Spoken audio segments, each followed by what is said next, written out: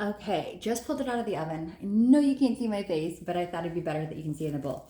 So this is the stretch and fold point. Again, if you incorporated the salt in the very beginning, then you just skip that little, like adding the salt part, and you can just go right to stretch and folds. I do it that way all the time. There's really, I don't know if there's that much of a difference between it. So anyways, okay. I'm checking the temperature again, and I wanted to talk about that real quick. Like, what's the deal with the temperature? So basically, the temperature makes a difference between how long the fermentation process takes. So how long it takes from getting, when you first initially put in there, to like doubling in size. So we're around 80. So I just wanted to talk about that. It's not that big of a deal if you keep it at if it's a colder temperature. It just will take longer to do the fermentation for it to get from the amount that you have like originally to doubling in size. So I would want it really close to the top of this bowl for that. That'll be the size that it doubles, because it gets it's like a wider bowl. I don't do this like to a science. I do have a container that measures.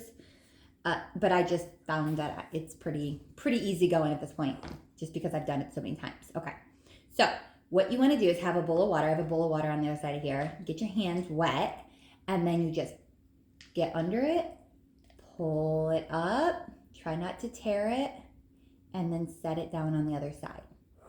The first time you do this, it probably won't pull very far. Oh, it's starting. Because I said that, here it goes, like pulling further than I normally do. And then turn it and do the same thing. If it starts to get too sticky to your hands, just get your hands wet again. I typically do this right next to my sink and then just keep the water running. But because I'm doing this video and wanted to get a better view for you to see what I do, there we go. And so there's 4 stretch and folds, okay? So 1, 2, 3, 4, each side of this. And then it kind of looks like this. And what I like to do is just go along the sides. You don't have to do this, but I like the smoothness of it. And so this is what I do. I'm just showing you what I do. Kind of like this, cupped with your hand, and then just go under it.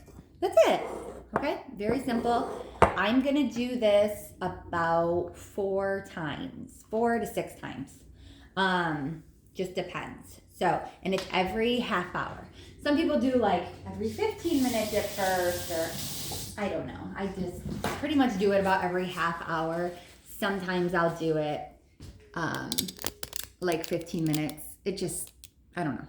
It's no big deal. It's kind of just go with the flow of your lifestyle. So, okay, that's what I'm doing. I'm sticking this back in the oven with the saran wrap on it. Don't mind the salad looking thing in the background. It's just me frying out my lettuce. So, okay. And I will be back when the stretch and folds are all done, when I'm ready to shape it. So I'm going to do, like I said, about 4 to 6 stretch and folds within like 2 hours. And then I'm just going to let it sit. It's just going to sit in the oven for about 3 hours. So what are we at? Like noon now. So I'll probably be back around like 4 or so.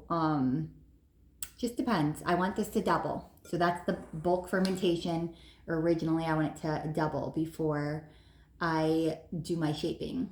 And so I'll see you then.